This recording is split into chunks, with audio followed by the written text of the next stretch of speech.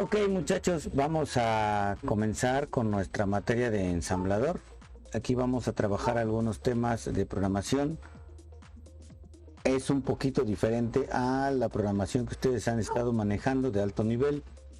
Vamos a tener muy en mente la parte de números hexadecimales, direcciones de memoria, y ahorita vamos a tener que ser un poco más abstractos en cuanto a que vamos a estar utilizando tanto de instrucciones como de lógica de programación. Ahora vamos a tener que cambiar un poquito la manera de pensar cómo estamos programando. ¿Sale? Bueno, sin más por el momento, vamos a comenzar con esto que sería la manera en cómo está organizada la computadora, la organización del computador. Estos temas ya los tienen en el PDF, ya ustedes lo tienen ahí en el Chamilo para que lo puedan revisar también. Y bueno, la siguiente lección ya ahí también se las anotaré. En este caso comenzamos con la memoria. Ya sabemos que es la unidad básica. Ya en este caso ya pasamos la parte digital donde nosotros hablamos acerca de la memoria como el flip-flop, donde era el básico. Ahora ya la memoria ya es un grupo de 8 bits, que es el byte, donde vamos a tener ya que, bueno, y aquí nos da unos ejemplos, ¿no? Aquí a la izquierda, donde nos decimos que un kilobyte en realidad no, la manera comercial es 1000 bytes, pero en realidad son 1024, ¿no? Recordemos que por ahí ya lo habíamos estado comentando creo que fue en la materia de lógicos o de digitales, donde habíamos más o menos creo que revisado esto. Si no, pues ahorita lo estamos revisando. Y bueno, recuerden que hay una diferencia entre la cantidad, llamémosle comercial, y la cantidad real de memoria. La cantidad comercial serían pues 4 gigas, 8 gigas, 16 gigas, 12 gigas, casi en múltiplos de 4 ya actualmente, o de 6, 8, no pasa por 10, es 12, 16, 32. Pero bueno, recordemos que pues ya el kilobyte son 1024 bytes, el megabyte son pues tenemos 1.048.576 bytes, y un giga, bueno, pues ya es 2 a la 30, que es pues todo este numerote, ¿no? Son 3, aquí otros 3, y ya son 3. Creo que es un 1700. No, bueno, dejemos la lectura del numerote para después. Vamos a lo que nos interesa. Tenemos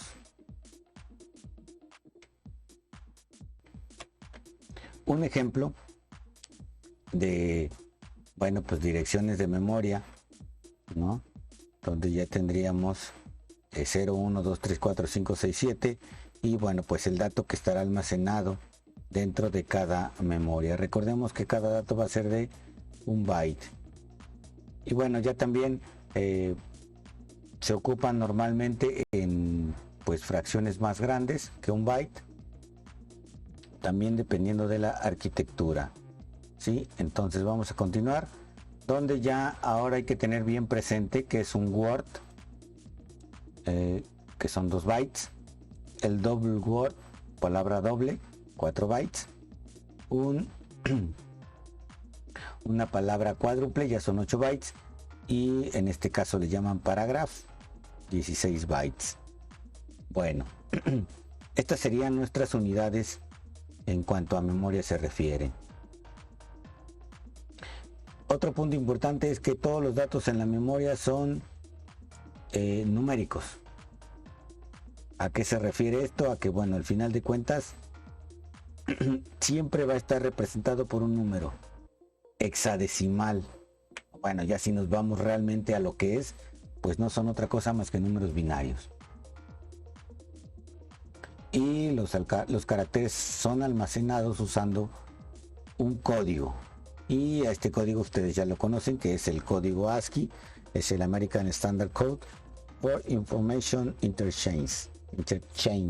Bueno, es el estándar americano, el código estándar americano para el intercambio de información. Esa me sale mejor. Sí, pero bueno, ya para poder representar, a ver, le voy a dar aquí un poco más de zoom. 233, tendríamos, ¿qué pasa si le doy 300? Aquí está, se ve mejor, ¿no? Yo sé que son muchas letras, pero bueno, voy resumiendo y voy explicando de qué se trata. Otra cosa, bueno, un código nuevo que se está usando ahora, pues es el Unicode, ¿sí? Y ahora nosotros a diferencia del ASCII, que usaba un byte, el ASCII usa un byte, donde, bueno, ya con el ASCII extendido podríamos tener hasta 250 caracteres diferentes que ya vimos, ustedes ya han manejado gracias a la programación estructurada, pues han manejado ya algunos de esos caracteres. Algunos otros son de control, como el retorno de carro. Incluso si estamos usando, por ejemplo, Windows, si le damos la diagonal A, pues hasta nos va a tocar ahí un sonidito ahí del zumbador de la tarjeta madre. Pero bueno, Unicode amplía los valores ASCII para que podamos representar mucho más caracteres, ¿sí? ¿Para qué me sirve esto? Para que yo pueda representar caracteres de todas las lenguas del mundo. Esto es el principal objetivo de que Unicode pueda trabajar de esta manera.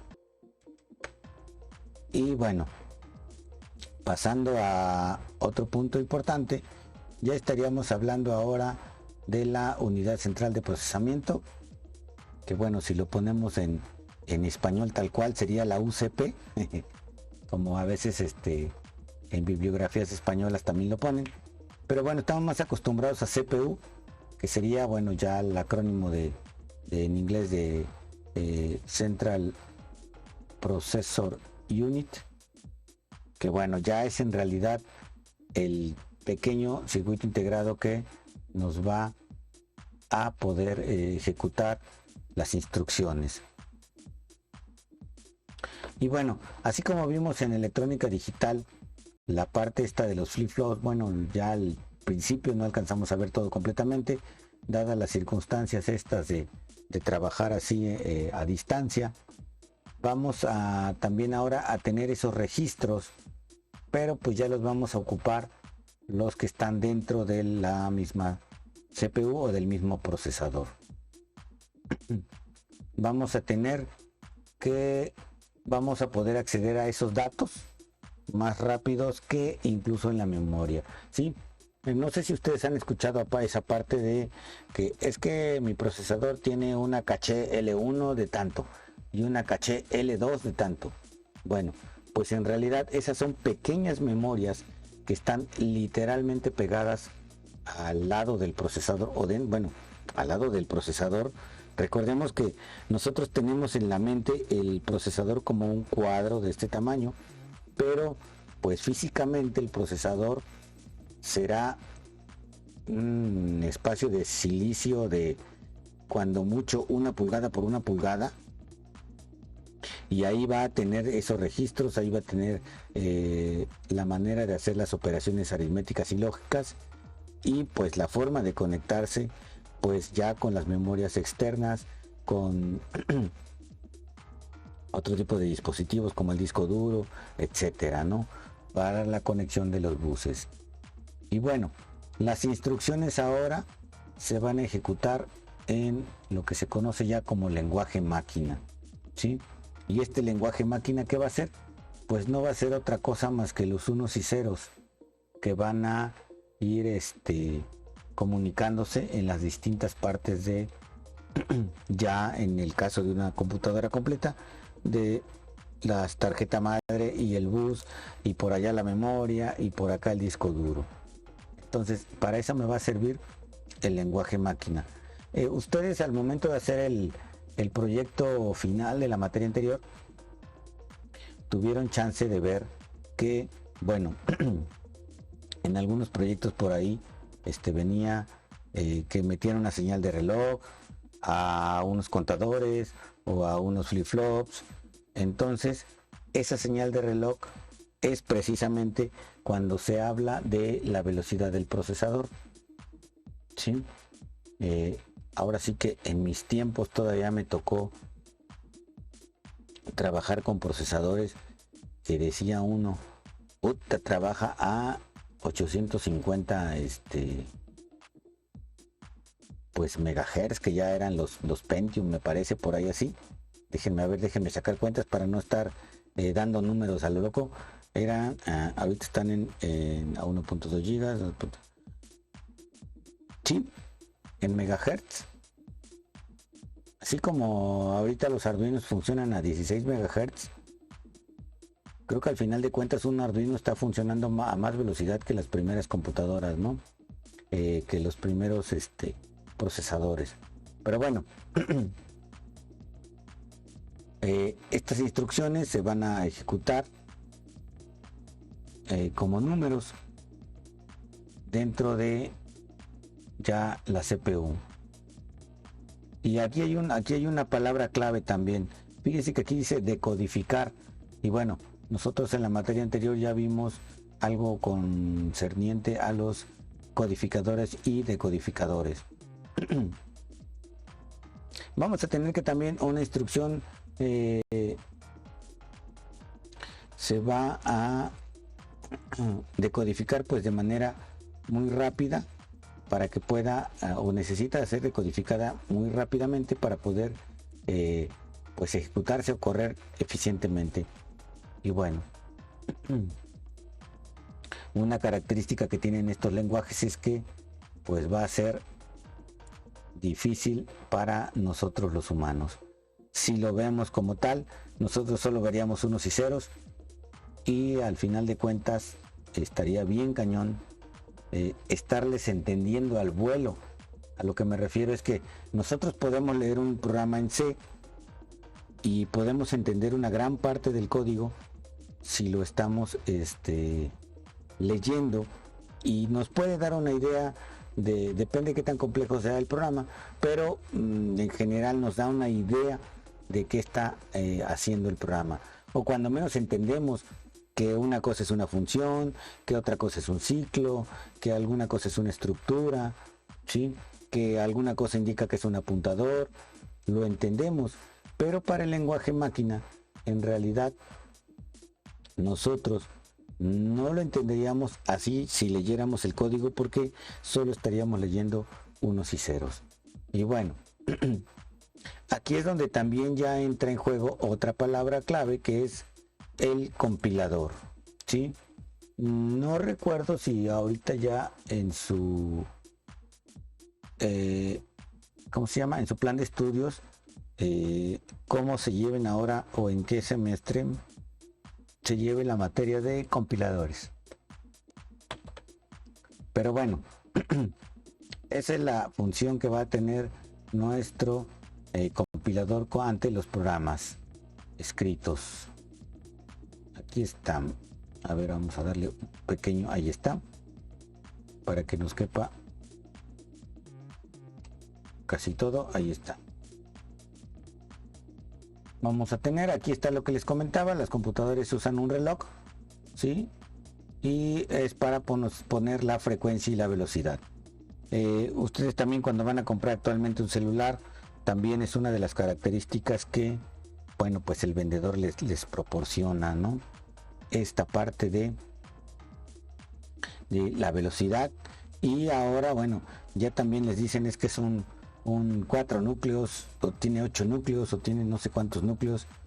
Entonces ya ahora son características que se agregan a la arquitectura de estos dispositivos, ¿no? Y bueno, haciendo referencia a esto, es que va a ser completamente distinto ejecutar un programa en una computadora, haciendo una diferencia en cómo se va a ejecutar en un celular o una tablet, ¿no? Y luego, si nos vamos a que ahora en un celular tenemos pues el Android por un lado y Mac por el otro, o el otro sistema que se llama iOS, ¿no? Entonces van a ser también dos programas distintos. Lo mismo sucede ahora con esto de los ensambladores. Entonces también, obviamente, cada ensamblador se realiza para un procesador específico. ¿Sí? Entonces, así es esto de los ensambladores. Bueno, otro punto importante va a ser la familia. En la mayoría de los casos, y bueno, funciona más o menos igual en computadoras de la familia o CPUs de la familia Intel, así como de la familia AMD. Ya si nos vamos a funciones muy específicas, entonces sí, el ensamblador va a cambiar. Bueno, les decía que funcionaba más o menos igual porque creo que recuerdo que en algún momento las ¿cómo se llama? En alguna de las materias anteriores alguien por ahí tenía procesador AMD y creo que no tuvimos tanto problema para trabajar con el ensamblador que estábamos manejando, ¿no? Entonces, ya en este caso, bueno, en un principio se podían utilizar números, por ahí después, ya cuando fue el Pentium, acá está, cuando fue el Pentium, se dejó de utilizar números porque empezaron a estandarizar esto de los nombres para los procesadores. Ok, entonces básicamente son digamos características heredadas desde el 80-86, entonces por eso podemos ir ocupando este tipo de programación. Vamos a ver, en estas se fueron usados los registros aquí AX, BX, CX, bueno, estos que tienen en pantalla, ¿no? Ahí está. Entonces, y estas primeras computadoras soportaban hasta 1 megabyte de memoria y solo operaba en algo que se conoce como el modo real, ¿sí? Por aquí hay palabras que ustedes más adelante van a tener que buscar para que amplíen su conocimiento, y en el caso del resumen, bueno, tendrá que ir ahí incluido. En este modo el programa puede acceder a cualquier dirección de memoria y bueno, la depuración va a ser un tanto difícil. ¿A qué se refiere el modo real? Bueno, que nosotros sabemos que el sistema operativo va a ocupar cierta parte de la memoria cuando esté funcionando, ¿sí? Ustedes le dan en las características de su computadora y dice, bueno, si mi computadora era de 8 gigas, ¿por qué me dice que tengo, no sé, 7 o 6 disponibles, ¿no? Bueno, porque es que hay una parte que está ocupando el sistema operativo para poder funcionar correctamente. Y bueno, si nosotros trabajamos el ensamblador en modo real, pues pudiéramos interferir con esa otra memoria. Vamos a ver más adelante que existe un modo que se llama precisamente modo protegido, para que no podamos, como dicen allá en mi rancho, dice, para que no podamos ponerle en la torre a esa información que se encuentra contenida en esa parte de memoria. Y bueno, aquí esta parte nos dice que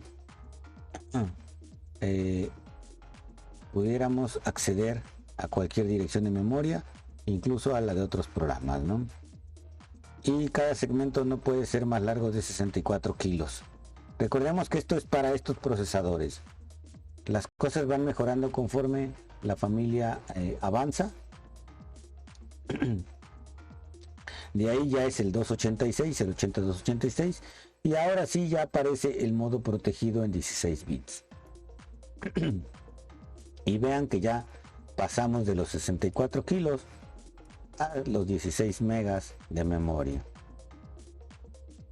Y bueno, ya se protegen la memoria de los programas, ¿no? Pero, perdón, acá ya les di un dato incorrecto. Estos 64 kbytes son el tamaño del segmento, y aquí también siguen siendo 64 kilos el segmento, ¿sí? Bueno, pero ahora a lo que me refería aquí era a que podemos ya acceder hasta 16 megas.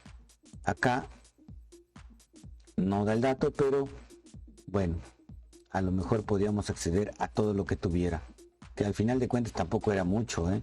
Estamos hablando de un 8086. Ahora ya el 386, ya de estos creo que sí ya me tocó manejar alguna vez. No propio, pero cuando menos en alguna de las escuelas, ya sea la prepa o la universidad. Creo que sí comenzamos con estos, bueno, cuando menos en mi época, ¿sí? Y ahora ya tenemos, observen que acá teníamos otros nombres de los bytes, pero bueno, acá tenemos EAX, EBX, SX, EDX, pero se siguen pareciendo a estos de acá, ¿no? DX es EDX, SI sería ESI, tenemos DI, ahora sería EDI. Bueno, y la E es de extendido, ¿no? Extended, EAX, y acá está. Y ahora ya pueden almacenar 32 bits. Y bueno, ya tenemos otros registros de 16, que son FS y GS. Y ahora el modo protegido también es de 32. Evolucionaron de aquí ya estos procesadores.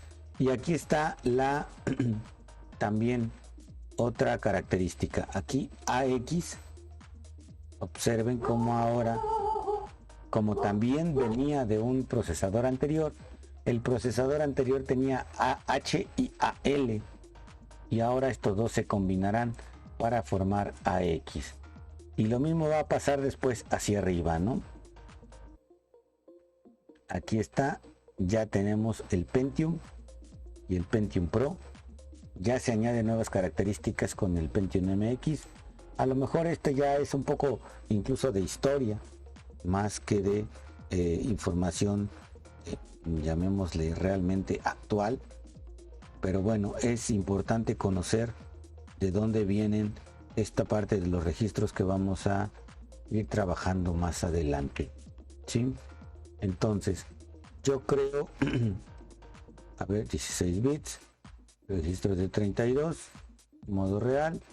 Bueno, yo creo que aquí le vamos a dejar para que también este video no se haga tan largo. Vamos a quedarnos aquí en esta parte, en los registros de 16 bits, para que tengan chance ustedes de digerir la información y de poder hacer sus notas. Entonces, ya de aquí me despido. Vamos a dejarlo ahí. Vamos a continuar más adelante con esta parte. Intentaré ir un poco más rápido. Al final de cuentas también ustedes ya van a tener esta información. Nada más es para que ustedes conozcan cómo está, digamos, el antecedente a los registros que vamos a usar ya cuando empecemos a programar en ensamblador. Ok, entonces por ahí nos quedamos y nos vemos ya para la próxima.